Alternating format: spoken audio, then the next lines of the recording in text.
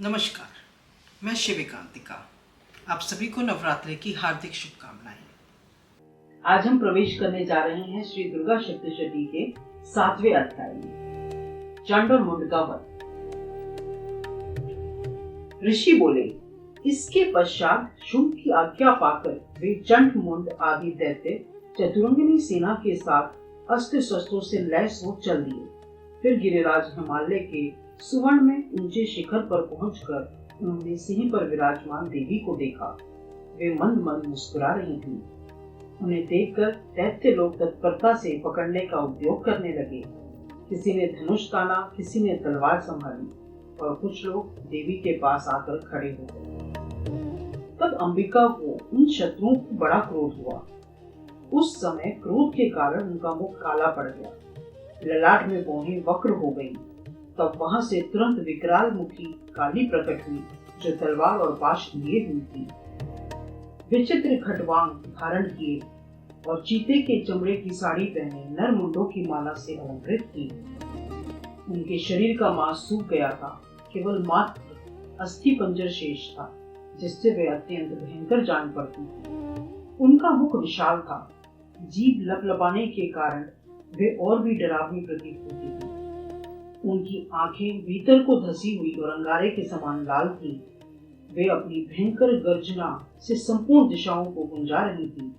बड़े बड़े दैत्यों का वध करती हुई वे कालिका देवी बड़े वेग से दैत्यों की उस सेना पर टूट पड़ी और उनका भक्षण करने लगी। वह पार्श्व रक्षकों, अंकुशधारी महावतों और योद्धाओं तथा घंटा सहित कितने ही हाथियों को एक ही हाथ से पकड़कर मुखद्रास बना डालती थी। किसी को बालों से पकड़ लेती, किसी का गला दबोच लेती, किसी को पैरों से कुचल डालती और किसी को छाती के धक्के से गिराकर मार डालती।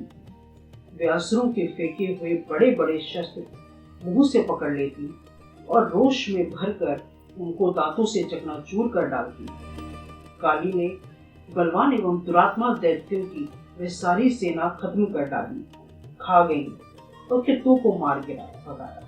कोई तलवार के घाट उतार दी गई, कोई खटवांग से पीटे गए, तो कितने ही असुर दांतों के अग्रभाग से कुचले जाकर मृत्यु को प्राप्त हुए। इस प्रकार देवी ने असुरों की उस समस्त सेना को क्षण भर में धाराशाही कर दिया। यह देख चंड उन अत्यंत भयानक काली देवी की ओर दौड़ा तथा महादैत्य मुंड ने भी अत्यंत भयंकर बाणों की बौछार से तथा हजारों बार जलाए हुए चक्रों से उन भयानक नेत्रों वाली देवी को आवृत कर दिया। वे अनेकों चक्र देवी के मुख में समाते हुए ऐसे जान पड़े मानो सूर्य के बहुतेरे मंडल बादलों के उदर में प्रवेश कर रहे हैं। तब भयंकर गर्जना करने वाली काली ने अत्यंत रोष में भरकर विकट अट्टहास किया। उस समय उनके विकराल मुख के भीतर कठिनता से देखे जा सकने वाले दांतों की प्रभा से वे अत्यंत उज्ज्वल दिखाई देती थी। सिंह पर से उठकर चंड पर हमला किया और उसके केश पकड़कर उसी तलवार से उसका मस्तक धड़ से अलग कर दिया। चंड को मारा गया देखकर मुंड भी देवी की ओर दौड़ा। तब देवी ने रोष में भरकर उसे भी तलवार से घायल करके धरती पर सुला दिया। महापराक्रमी चंड और मुंड को मारा गया देख मरने से बची हुई बाकी सेना आतंकित हो चारों ओर भाग गई।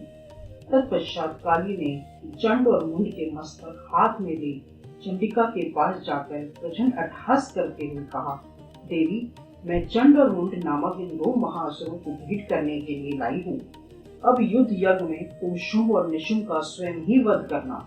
ऋषि बोले, वहां लाए हुए उन चंड मुंड नामक महादैत्यों को देखकर कल्याणमयी चंडी ने काली से मधुर वाणी में कहा, देवी, तुम चंड और मुंड को लेकर मेरे पास आई हो, इसलिए संसार में चामुंडा के नाम से तुम विख्यात हो।